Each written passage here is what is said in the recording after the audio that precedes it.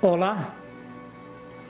Hoje vamos comentar e explicar 3 conceitos básicos da fertilidade do solo, que são muito importantes para a nutrição das plantas.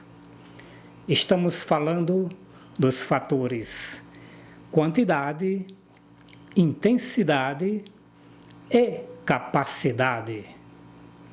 Esses conceitos foram criados para explicar a disponibilidade de nutrientes na solução do solo para as plantas. O fator quantidade, representado pela letra Q, é a reserva do elemento na fase sólida do solo. Este elemento pode estar na forma iônica trocável, como os íons de cálcio, magnésio, potássio, ou na forma lábil, como é o caso do íon fosfato, que é adsorvido covalentemente na superfície das argilas. A reserva de elementos na fase sólida é o que determina a concentração desses elementos na fase líquida, que também é chamada de solução do solo. O fator intensidade, representado por I, é a concentração ou atividade do íon na solução do solo.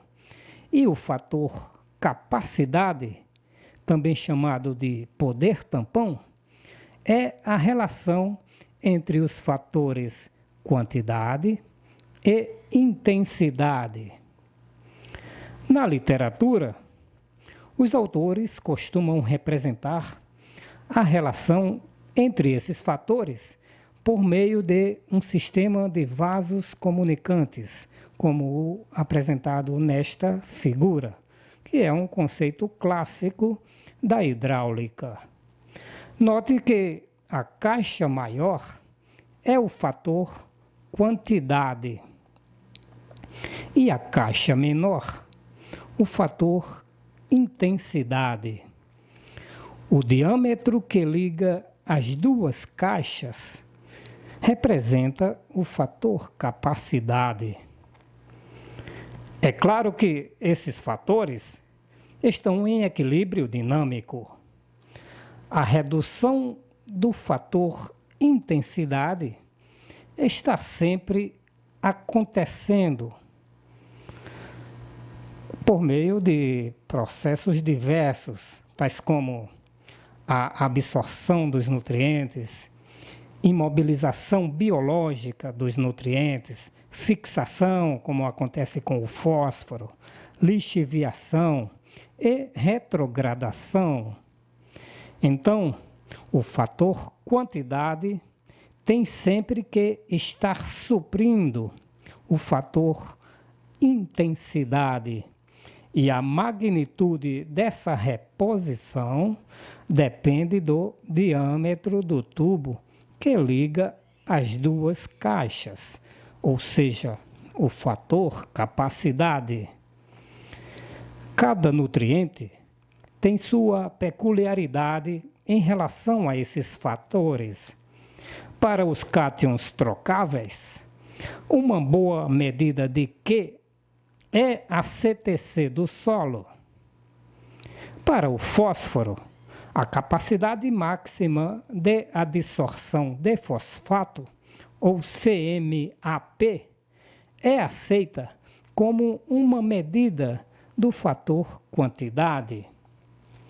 Para solos com baixa CMAP, como é o caso dos arenosos, é preciso maior valor de I para atender à demanda da planta, ou seja, a concentração de fósforo tem que ser elevada para compensar a menor vazão entre Q e I. Então, de acordo com Novaes e Melo, a quantidade máxima que poderia chegar em determinado solo seria a CTC deste solo para elementos com ligação eletrostática no complexo de argilas do solo, tais como cálcio, magnésio, potássio, sódio, e para elementos lábeis com ligação covalente nas argilas, essa quantidade máxima seria a capacidade máxima de adsorção do elemento, no caso, o fósforo, que é muito comum. Então, esta seria a observação desses autores para esse importante fator, quantidade, nos solos tropicais. Então, aqui para ficar bem claro isto, para cálcio, magnésio e potássio, o fator quantidade seria dado então pelos teores dos íons trocáveis, Ca2+, Mg2+, e K+, e até alguns solos salinos poderíamos acrescentar o sódio trocável, o Na+. E para elementos com ligações covalentes com as argilas, no caso o fósforo, seria a capacidade máxima de adsorção de fosfato. Você já deve ter percebido que os solos possuem diferentes grandezas para estes fatores. Nesta figura, que mostra a relação entre a quantidade de nutriente absorvido, o fator quantidade, e a concentração do nutriente na solução, que é o fator intensidade, em dois tipos de solo retirada de Havelin e colaboradores. Esses autores, então, mostram aqui claramente que os diferentes solos têm capacidade diferente de liberar os elementos para a solução. Então, o solo A tem um fator capacidade mais elevado do que o solo B, porque o ΔQ sobre ΔI do solo A é maior do que o ΔQ sobre o ΔI do solo B. Ou seja, o solo A tem um poder tampão mais elevado do que o solo B. Considerando a questão do fósforo, por exemplo, para a mesma dose de fósforo aplicada aí nos dois solos, o aumento da concentração de fósforo na solução certamente será maior no solo A do que no solo B. Uma possível explicação para este fenômeno é que o teor de argila no solo B deve ser superior ao teor de argila do solo A, considerando, é claro, a mesma qualidade da argila. Para fazer esta aula, utilizei alguns materiais muito interessantes que eu recomendo para quem quiser ter uma visão mais sólida e consistente sobre este tema. Aqui temos esse livro do Havelin e colaboradores, Soil Fertility and Fertilizers, que já é considerado um clássico na fertilidade do solo.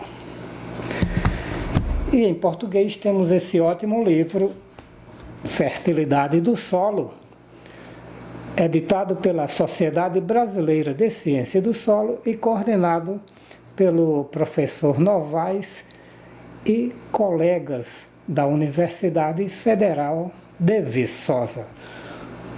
No capítulo 3 deste livro, eles fazem uma ótima abordagem sobre esse tema, com exemplos muito interessantes sobre os fatores que afetam a disponibilidade de nutrientes em solos tropicais. E este livro, também do professor Novaes, em parceria com George Smith, da North Carolina University, nos Estados Unidos, Fósforo em solo e planta em condições tropicais. Então aqui no capítulo 2 desse livro, eles fazem também uma abordagem muito profunda e objetiva sobre esse tema, sobre esses fatores que nós acabamos de comentar nesta aula. Era isso que nós tínhamos para hoje. Vejo vocês então na próxima aula. Muito obrigado e tchau!